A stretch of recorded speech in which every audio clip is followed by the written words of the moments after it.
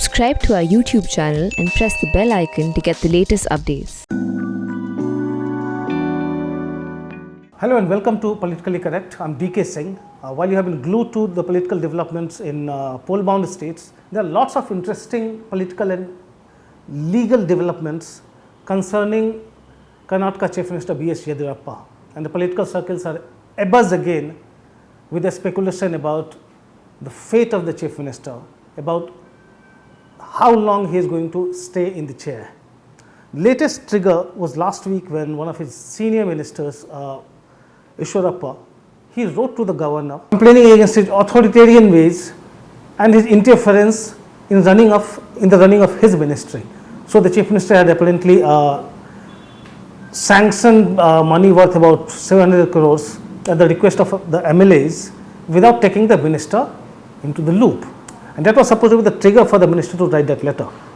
But the contents of that letter apart, the fact that a minister is complaining to the governor against the chief minister is one of the rare cases. And you know the way the BJP High Command reacted to it. It was, I would say, a mild rebuke. So Arun Singh, who is General Secretary in charge of Karnataka, he said that the minister should not have done this. He should have talked to the chief minister. A very mild rebuke. And if a minister goes for this open rebellion as the chief minister, well, there could be all kinds of consequences, especially in a party like the BJP, which is pretty disciplinarian in a way. You don't have people talking against the chief ministers in BJP ruled states, or even within the party otherwise. But nothing has happened, and that has actually started a trigger for all that speculation. In fact, you look at Yediyurappa's 20-month rule in his latest tenure, since July 2019 when he brought down the JDS and Congress government with the help of defectors from these parties to install a BJP government. From the beginning, it has been a hard fight for him. So first 20 days, the CM was running the state all on his own because the BJP High Command would not let him expand his cabinet. Then he was able to expand his cabinet, a mini one I would say, and he wanted to expand it further, and he had to wait for months. So finally in January we saw his next expansion, the expansion of his team. And after that, again was unprecedented, which you don't see in BJP ruled states so very often. At least half a dozen BJP MLAs going public, attacking the chief minister, and even alleging that he was blackmailed by one of the MLAs into giving him a ministerial berth. And they were talking about the existence of a CD involving the chief minister. And we have seen how another MLA, for instance, Baswan Gowda Patil Yatnal, he has been attacking the chief minister constantly for months, and no action has been taken yet. So if you look at the Yediyurappa's rule, I mean, what do you recall? All you hear is about the CDs. You have Ramesh Jargoholi resigning last month for this sex for job scandal. Then you had about half a dozen ministers. It was ridiculous. And half a dozen ministers approaching the court to get an injunction against the media against for publishing or printing any defamatory material. So there were talks about so many CDs being in circulation. And that's what we have been hearing from Karnataka actually. If you talk about governance, there is less of that and more of the CD business. And then you have this rebellion by Yatnal and many other MLAs. Then you have this rebellion by Yediyurappa. Yediyurappa and Yediyurappa actually they have been contemporaries. I mean, Yediyurappa has been there in BJP for 50 years. I mean, both had cut their teeth into politics after some long stints in the RSS. So you expect them, or at least Yediyurappa, in this case Yediyurappa, to have that discipline, but that's not happening. On the legal side, you see only yesterday finally Supreme Court gave some relief to Yediyurappa, basically putting a stay on the probe ordered by the Karnataka High Court. In fact, one of the lower courts had not gone ahead with a charge sheet against Yediyurappa, and the case was kind of dismissed by that court, but the Karnataka High Court had reinstated that case.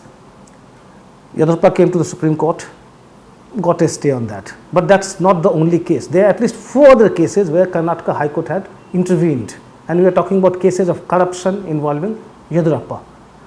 So you had one case in, I think, December 2020. Let me look at the details now. In 2020 only, or let me just talk broadly. Now, in one of the cases, he wanted the FIR to be quashed. The High Court refused. In another case of corruption, High Court refused to interfere. So, there are many cases piling up, and all these cases are opening again. And then at the same time, you have this rebellion against him, which refuses to subside thanks to the BJP High Command's reluctance to intervene. The High Command has been silent all through. So, what's the way out for Yediyurappa now? I mean, there is some merit in the, in this perception in the Karnataka BJP that probably the BJP High Command does not want it, does not want him to continue. We have seen how BJP legislators have been targeting him. Would that be possible in the BJP?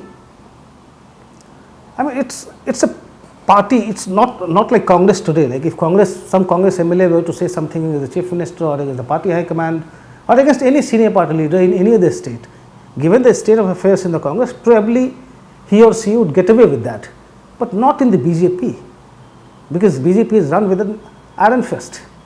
So it's not that you can attack your Chief Minister and get away with it unless and until you have some support or some implicit understanding with the powers that be, that you can attack the CM and you can continue to attack him.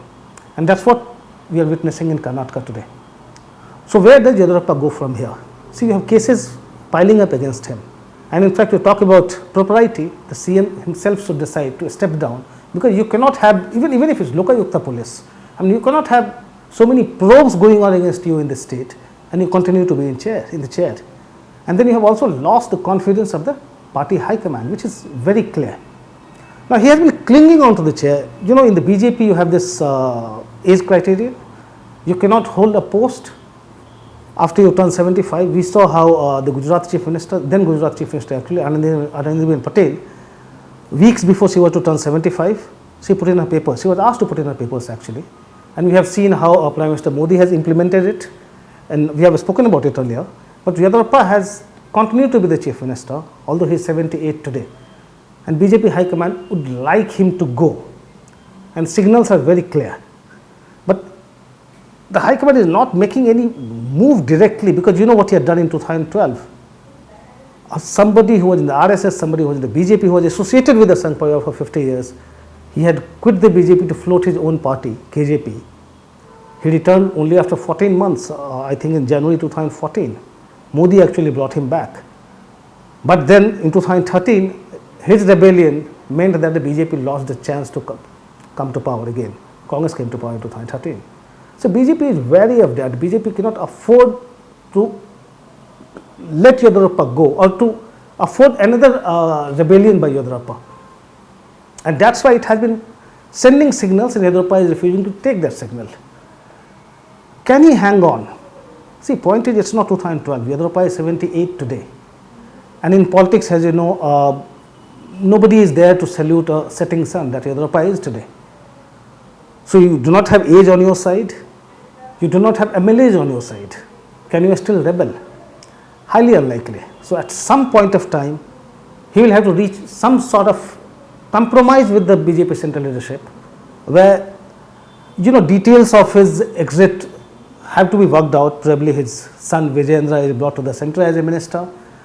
Probably he gets one of his own men installed as his successor. Anything is possible. But to expect the BJP High Command to go with an 80-year-old leader as the party is facing the next Karnataka Assembly election, that is in 2023, is highly unlikely. So whether it happens right after this round of Assembly elections, 2 months later, 3 months later, but I think the stage is set for a change of guard in Karnataka. It's a matter of when, not if. That's all I have for this episode. Thanks for watching.